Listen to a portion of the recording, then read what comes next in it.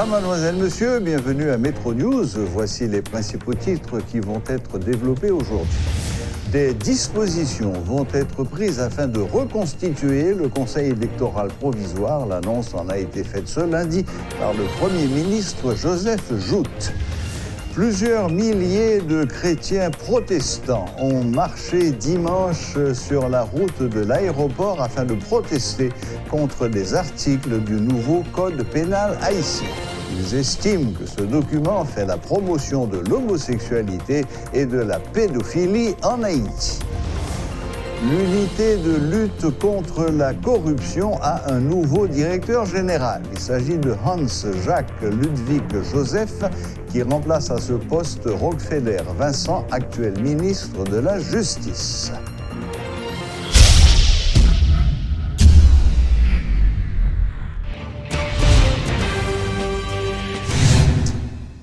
Le chef de l'État, Jovenel Moïse, est confronté à de nouvelles difficultés dans le cadre du processus électoral. Après la démission collective des 8 conseillers électoraux, le président Moïse devra prendre en compte la nouvelle conjoncture pour former un nouveau conseil. Les 8 conseillers ont recommandé un dialogue entre le gouvernement, l'opposition et les acteurs de la société civile en vue de favoriser le bon déroulement du processus électoral. Ils ont fait valoir que leur démission devrait permettre aux acteurs de trouver un consensus. Les secteurs Église catholique, protestante, vaudouisante et paysans, patronat et syndicats, droits humains, universités et femmes étaient représentés au sein du CEP présidé par Léopold Berlanger. La démission en bloc des conseillers électoraux est saluée par plusieurs leaders de l'opposition qui y voient une occasion de lancer les efforts en vue d'une transition. Le Premier ministre Joseph Joute déplore la démission en bloc des membres du Conseil électoral provisoire le week-end écoulé. En marge de sa visite à l'EDH ce lundi, le chef du gouvernement reconnaît que ces hommes et femmes avaient des potentialités.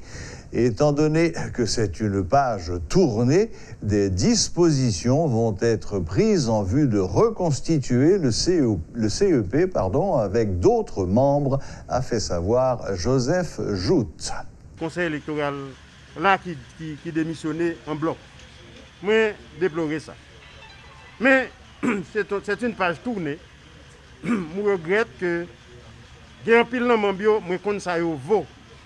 Avait dit moi-même m'attendre que le secteur yo réagi officiellement pour nous remonter conseil électoral là pour discussion politique yo continuer parce que élection li fait pour compétiteurs, li fait pour leaders politiques parce que toute lutte nous gagne sont lutte pour prendre pouvoir. On nous fait politique pour prendre pouvoir. Ou pas faire politique parce qu'on sont belles petits garçons, sont belles petites filles. Non, ou faire politique pour prendre pouvoir. Et toute lutte nous c'est la prise du pouvoir, c'est lui-même. C'est là tout le monde va aller. Ça veut dire comme c'est compétition est faite pour compétiteurs, mais le conseil électoral là c'est un gros morceau la donne qui pour continuer le travail et lancer compétition pour le faire. Mais nous travaillons pour nous remonter. Plusieurs regroupements et organisations du secteur protestant ont gagné les rues dimanche pour dénoncer certains articles du Code pénal. Selon ces leaders religieux qui intervenaient au cours de la marche organisée sur la route de l'aéroport, ce Code pénal vient faire la promotion de l'homosexualité et de la pédophilie en Haïti. Cette position a été exprimée par le président de la Fédération des protestants, le pasteur Sylvain Exantus, le pasteur André Muscadin et l'église Shalom, et le pasteur Amel Lafleur. Tous, ils demandent au gouvernement d'enlever les articles litigieux du Code pénal pour éviter tout chambardement de l'ordre social. Suivez ce reportage de Jean-Jules Desaugustes.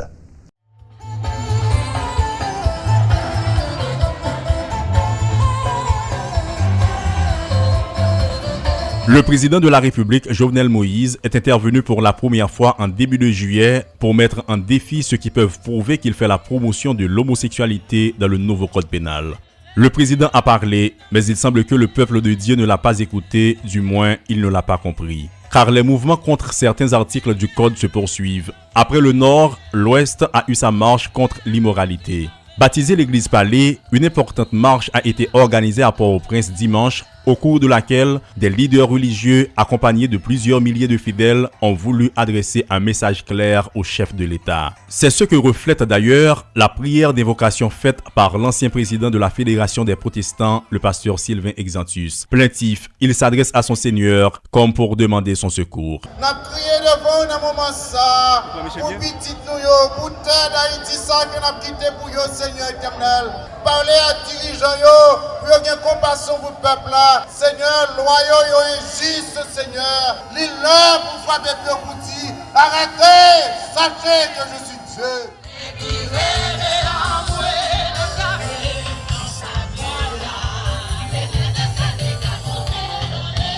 Chemin faisant, un autre leader religieux rejoint le mouvement déroulé entre Trois-Mains et le carrefour de l'aéroport dans la commune de Delma. Le pasteur Armel parle aussi de ses amertumes. Le leader religieux se positionne contre certains articles du code pénal qui, selon lui, feraient la promotion de la pédophilie, de l'inceste et de l'homosexualité en Haïti. Ce qui est contre la foi et les traditions religieuses haïtiennes, explique-t-il. Nous condamnons l'article Pierre Isaïo qui baille droit à Timoun 15 ans qui peut quand même finir étudier pour livrer à la prostitution. Ça, son projet, son article qui élimine la famille dans le pays. Deuxièmement, nous condamnons un article qui montre que M. Massima Dio a une liberté pour faire ça vous voulez. Et il y a un piège là-dedans pour nous, les prédicateurs, les apôtres, les ministres de Dieu. Nous pas comme ça, monsieur. Comme sorti de nulle part, le dirigeant de l'église Shalom débarque dans la foule. Au milieu des fidèles, le pasteur André Muscadin est direct. Il met en garde contre toute tentative de faire obstruction au bon fonctionnement de l'église. Il explique la raison de sa présence dans cette marche. Nous disons et nous disons encore. Pas de code sac dans cou nous venons casser aujourd'hui. La femme à l'église n'est pas la femme sur le béton de la mobilisation. Des dames missionnaires rencontrées au cours de cette marche semblent confirmer cette phrase à travers leurs réactions. Elles ne mâchent pas leurs mots pour exprimer leur ras-le-bol. Comment t'as fait comprendre nous vivons dans le pays, nous pas manger pour nous manger, pour nous faire éducation petite nous sans pile misère, pas sans pile tracas dans la ria. Kounya pour Jovenel t'a campé pour le dire, si moun 15 ans qu'a pris garçon qu'elle voulait, pour Jovenel prend pays pour la gueule dans masse ici. C'est pour Jovenel retirer des crèches à nous mettre dans le pays pour pays pas tourner, Sodome et Gomorrhe parce que l'église qui a prié mon Dieu dans le pays d'Haïti.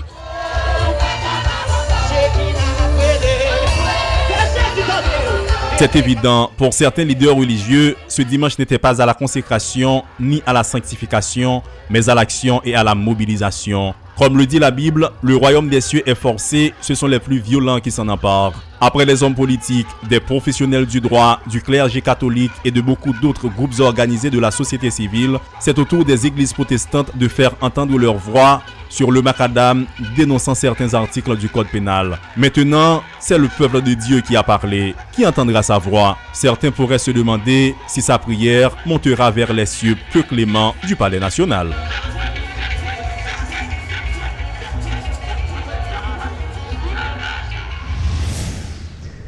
Les protestants ont gagné les rues en masse ce dimanche. Ils protestaient, c'est le cas de le dire, contre certains articles du nouveau code pénal qui, selon eux, encouragent l'homosexualité et la pédophilie en Haïti. Pour faire le point sur cette question, nous avons avec nous ce soir le pasteur Sylvain Exantus, ancien président de la Fédération protestante d'Haïti. Bonsoir, pasteur Exantus. Et bonsoir, monsieur Serge. Bonsoir aux auditeurs, auditrices, téléspectatrices et internautes de Radio Télé Métropole. Merci de nous accorder un peu de votre temps, pasteur. Alors, vous voulez préciser un peu plus ces choses, parce qu'on a vu des images, évidemment, on a entendu de la musique, des cris, des chants, mais quelle est la position de la Fédération protestante par rapport à ce nouveau code pénal? Bon, en fait, je ne suis pas le mieux placé pour parler de la position du secteur. Et cela revient tout droit au président de la Fédération protestante d'Haïti, le pasteur Calix Fleuridor, et également aux autres organisateurs comme le pasteur Jean-Baptiste Jean-Claude, le pasteur Gérald Bata, pasteur Forge, pasteur Ousmont et autres. Mais comme j'étais là dans la marche... Vous êtes quand même l'ancien président de la fédération, donc vous avez votre mot à dire. Je peux toujours dire quelque chose, mais pas vraiment au nom du secteur. D'accord. Il y a quelqu'un qui est placé pour parler au nom du secteur. D'accord. Alors faites-le à titre personnel. Ah oui, absolument. Alors, donc, qu'est-ce qu'il y a dans ce code pénal qui vous gêne, disons? Bon, et d'abord, dans ce code, il y a beaucoup de non-dits. Il y a trop de choses implicites. Donc, dans un code pénal, il faut que tout soit clair. Et on parle de relations sexuelles, qu'est-ce que ça veut dire? Il faut expliquer ça. Et maintenant, ce code pénal est venu à un moment où le pays traverse beaucoup de crises. Et je dis, ce n'est pas intelligent du tout de la part du pouvoir de chercher à introduire des irritants. Bon, en ce qui a trait au code pénal, plusieurs articles ont été dénoncés par le secteur protestant. Et par exemple, les enfants mineurs jusqu'à 18 ans étaient couverts par la loi et aujourd'hui, au-delà de 15 ans, eh bien, ils sont libres de se lancer dans des activités sexuelles. Or, Haïti, nous sommes déjà en surpopulation et la famille, l'autorité familiale est déjà attaquée par le fait même que les parents ne peuvent pas faire face aux obligations de leurs enfants. Ils perdent leur autorité et avec ce code pénal, les enfants seront livrés à eux-mêmes et nous face à une grande délinquance juvénile. Ça va augmenter le banditisme et les bandes armées, etc. Donc les enfants et adolescents doivent être à l'école, il faudrait les encourager à rester à l'école et non pas leur offrir la prostitution. Et je crois qu'il y a trop d'excès trop d'excès dans ce code pénal. Et comment on est arrivé à stipuler sur les relations humaines, les relations des humains avec les animaux. Et quand on dit que si on n'est pas forcé, donc si on est forcé, là, la loi intervient, mais sinon, si on n'est pas forcé, c'est-à-dire on est libre. Mais où est-ce que nous sommes arrivés en tant qu'Haïtiens à gérer les relations entre bêtes, entre animaux et humains? En fait, nous ne sommes pas là. Aujourd'hui, nous devons mettre l'accent beaucoup plus sur le travail. Comment mettre les jeunes au travail? Comment créer du travail pour les jeunes? Comment consolider la famille pour aider à combattre le banditisme, la délinquance juvénile? Et non pas satisfaire les caprices des étrangers et qui veulent, quand ils sont rentrés en Haïti, et qu'ils soient libres de pratiquer leurs mauvaises mœurs ici en Haïti. Et on parle également de l'avortement. Et quand j'étais président de la Fédération protestante d'Haïti, nous avions participé à 2 ou 3 séances de travail aux côtés de l'Église catholique sur l'avortement. Et la conclusion était, si l'enfant est en malformation et si la vie de la mère est menacée, et que l'on présente tout ça à un comité, une commission d'éthique, la commission d'éthique produira son rapport et autorisera le médecin à faire l'avortement. Aujourd'hui, c'est tellement large, tout le monde est autorisé à faire de l'avortement, donc c'est tuer les enfants et dans l'œuvre. C'est pas humain. Et à cause que les enfants ne sont pas couverts maintenant par la loi à partir de 15 ans, nous allons enregistrer beaucoup de cas d'avortement et qui sait que parmi ces enfants avortés, s'il n'y aurait pas de génie pour le relèvement de la nation qui est si bâton. Pasteur Exantus, permettez-moi quelques remarques rapidement. Le nouveau code pénal remplace un autre code pénal qui était en vigueur depuis 1835.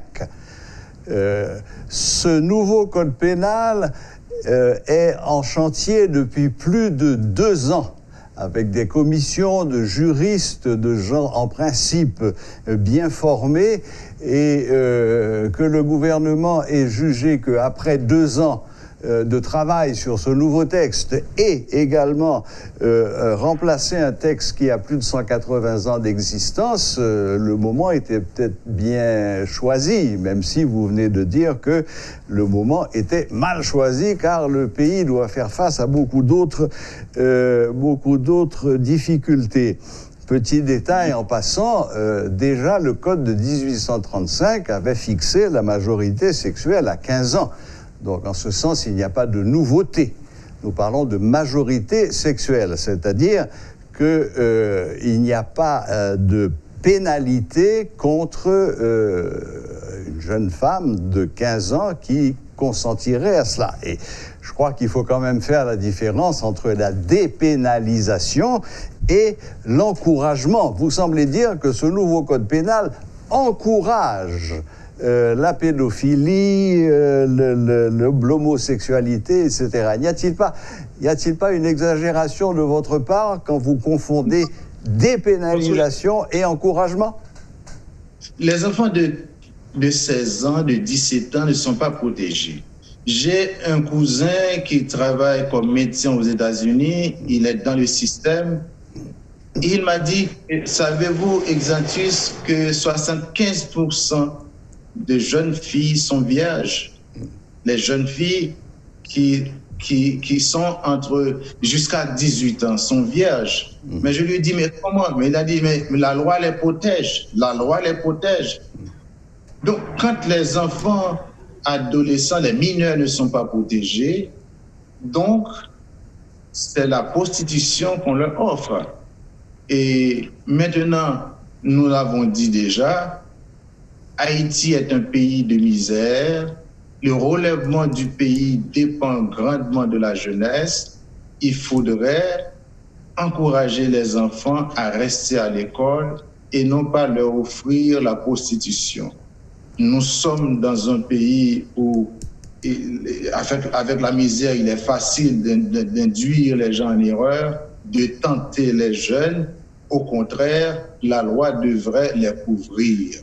Donc là, nous ne sommes pas d'accord avec ce libertinage et pour les enfants de 15, 16, 17 ans, ils doivent être couverts par la loi et protégés par la loi.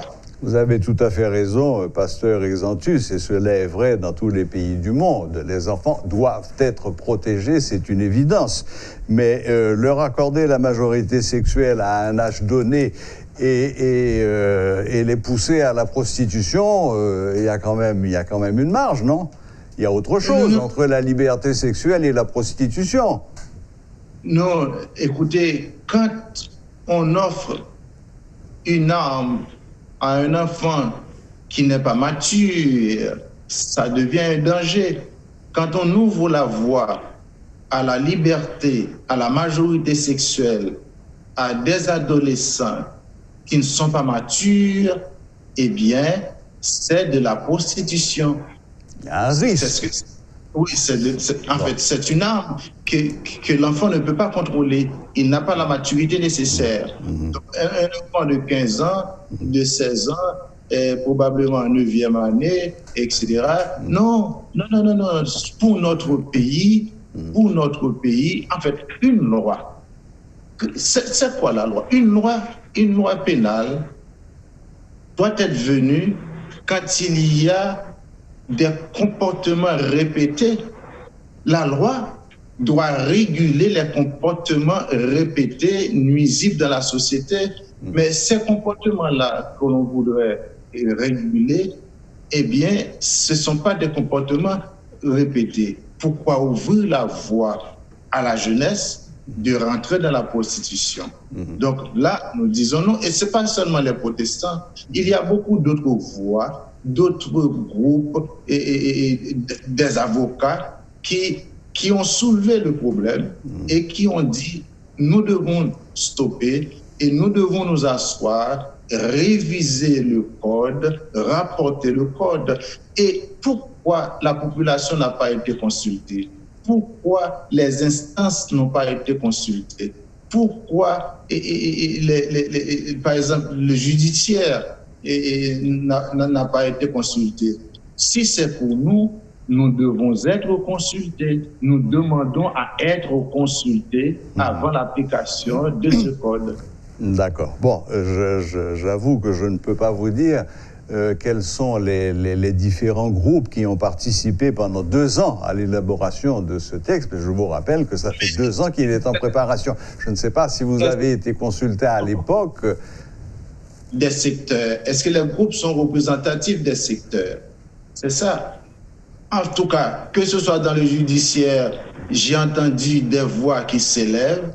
Que ce soit au niveau des droits humains, des voix s'élèvent. Que ce soit dans le milieu religieux, des voix s'élèvent.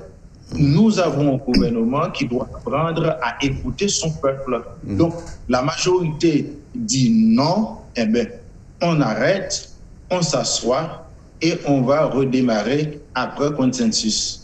Voilà. Bon, d'ailleurs, je crois que c'est ce que le gouvernement a décidé de faire. Il a décidé de reprendre le code et de recommencer à travailler dessus pour corriger ce qui doit être corrigé. Mais j'ai noté au passage aussi, pasteur Exantus, que vous avez mis sur le dos des étrangers avides de chair, de jeunes chairs haïtiennes, tout le poids de la prostitution.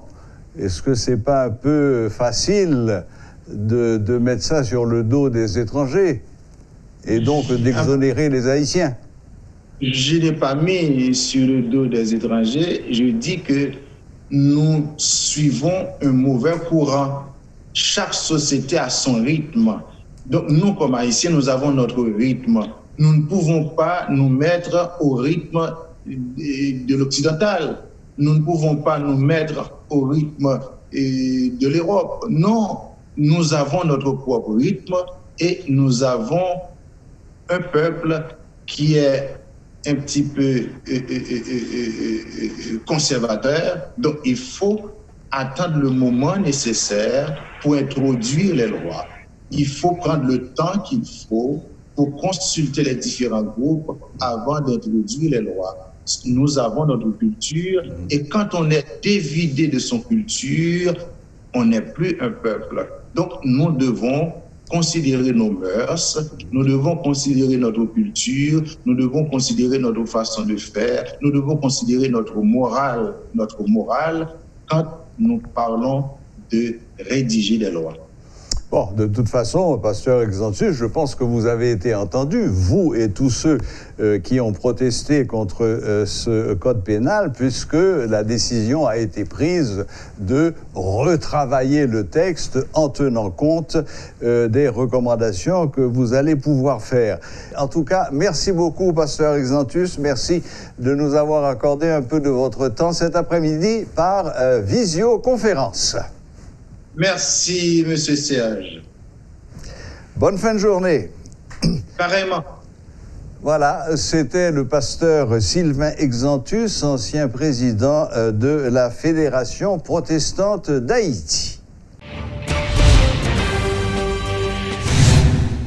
Le ministère de l'Éducation nationale a présenté ce lundi le protocole sanitaire comme guide relatif au fonctionnement des établissements scolaires dans le contexte du Covid-19.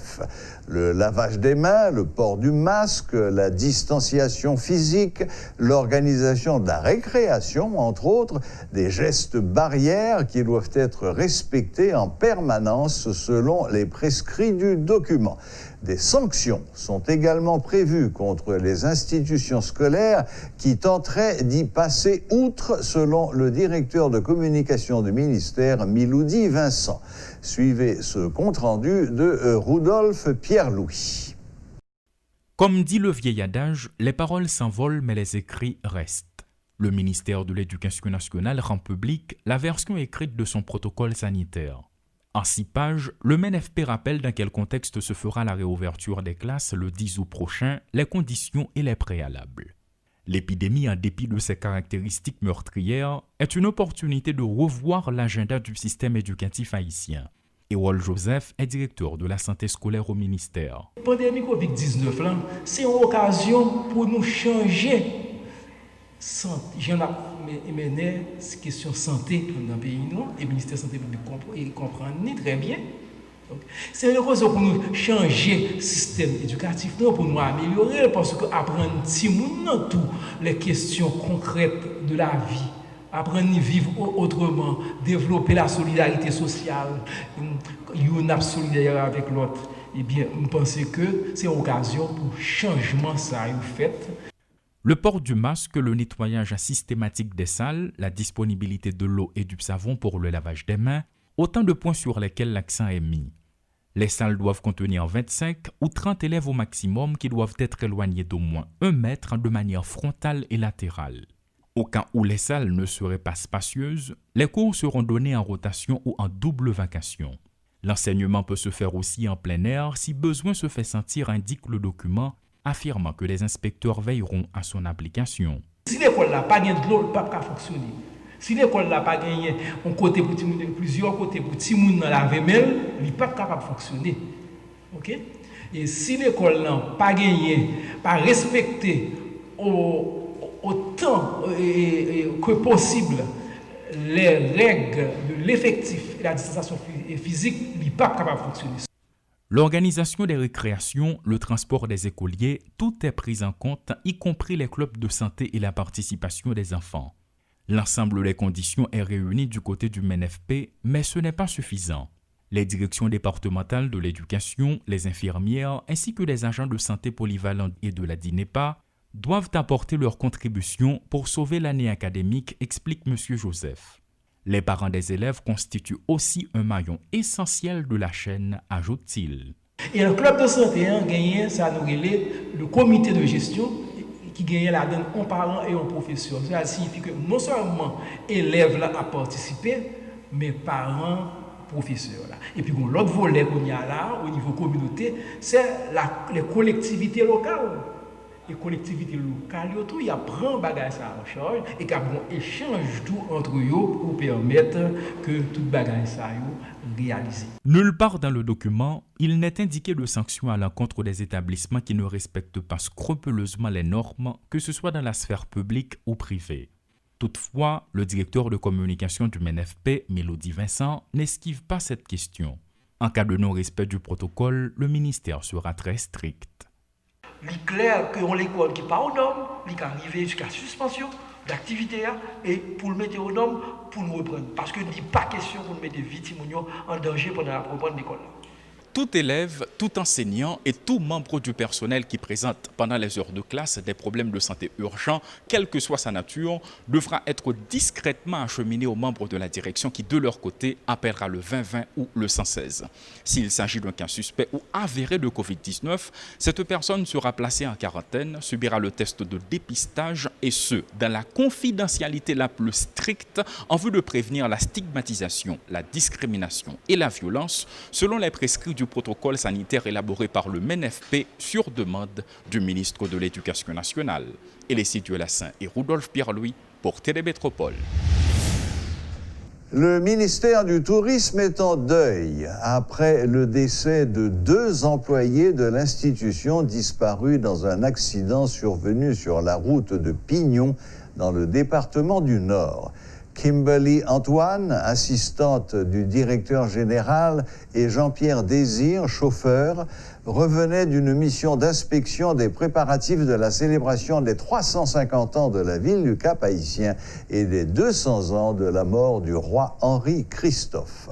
Reportage Jean-Jules Desaugustes. Nous sommes le lundi 27 juillet. Il est midi. Sur la feuille de présence du ministère du Tourisme, on remarque l'absence de la signature de 2 employés. On ne les verra plus. Kimberly Antoine et Jean-Pierre Désir ont péri dans un terrible accident sur la route de Pignon samedi.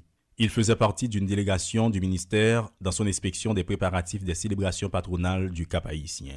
Après une minute de recueillement devant leurs photos prises récemment, leurs collègues se souviennent. La directrice des ressources humaines, Michael Pierre, témoigne. Elle était toujours joviale, elle aimait son travail, elle aimait le ministère. Et elle était toujours pour la paix. C'est ce qu'elle aimait dire. Madame Pierre, je suis toujours pour la paix. Donc, malheureusement, c'est une perte totale pour nous. Moi, je suis sans voix, Jean-Pierre. Alors, il a été chauffeur à l'école hôtelière. Il a passé 2 ans à l'école hôtelière, puis il a intégré le ministère du Tourisme, je crois. Et il était attaché à l'UEP, puis à la direction générale. Jean-Pierre Désir, chauffeur, est arrivé au ministère en 2013. Kimberly Antoine travaillait au cabinet du directeur général depuis 2015. À son bureau, la place de Kimberly Antoine est vide. Mais les souvenirs qu'elle laisse derrière elle remplissent toute la pièce. Dany Régis, qui est membre du cabinet de l'actuel ministre, avait fait sa connaissance il y a peu. Pourtant, ces 2 jeunes femmes ont accumulé des souvenirs pour l'éternité. Franchement, je n'arrive toujours pas à digérer la nouvelle. C'est un collègue, c'est un ami, c'est nous avons un lien amical. Et puis bon, ça passe comme ça. Franchement, moi-même, je pensais que c'est un rêve moyen que jusqu'à présent, je vais arriver. Le directeur général du ministère du Tourisme, Andy Durosier, qui était lui aussi dans le véhicule, a été sauvé de justesse. Transporté à l'hôpital d'urgence, son état est stable pour l'instant, selon les dernières nouvelles. La vive émotion suscitée au ministère du Tourisme par la mort brutale de ces 2 jeunes n'est pas prête de disparaître. Jean-Pierre Désir et Kimberly Antoine n'avaient qu'une vingtaine d'années et devant eux s'ouvrait une vie pleine d'espoir. Mais toute la misère du monde n'est rien à côté de Dieu. Installation ce lundi du nouveau directeur général de l'unité de lutte contre la corruption ULCC. Hans-Jacques Ludwig Joseph remplace à ce poste Rockefeller Vincent, actuel ministre de la Justice. Dans son discours de circonstance, le numéro 1 de l'ULCC promet de poursuivre les projets portés par son prédécesseur et parmi eux la création d'une brigade de surveillance des patrimoines. Je veux mettre à profit les forces et les compétences de nos cadres. Je vais encadrer davantage nos enquêteurs qui, dans l'anonymat, constituent l'épine dorsale de l'ULCC. Ils risquent leur vie. Ils enquêtent sur des dossiers importants et risqués. Je salue à cette phase leur engagement patriotique. La République doit savoir que dans l'ombre, en silence, il existe des hommes et des femmes, tous agents de l'ULCC, qui s'acharnent, qui se défoncent et qui s'obstinent à jouer leur rôle crucial de police de l'administration publique. Sur ce point, comme dans bien d'autres, je m'inscris dans la continuité du travail fort encourageant de mon prédécesseur, dont j'ai l'insigne honneur de succéder, le ministre Vincent.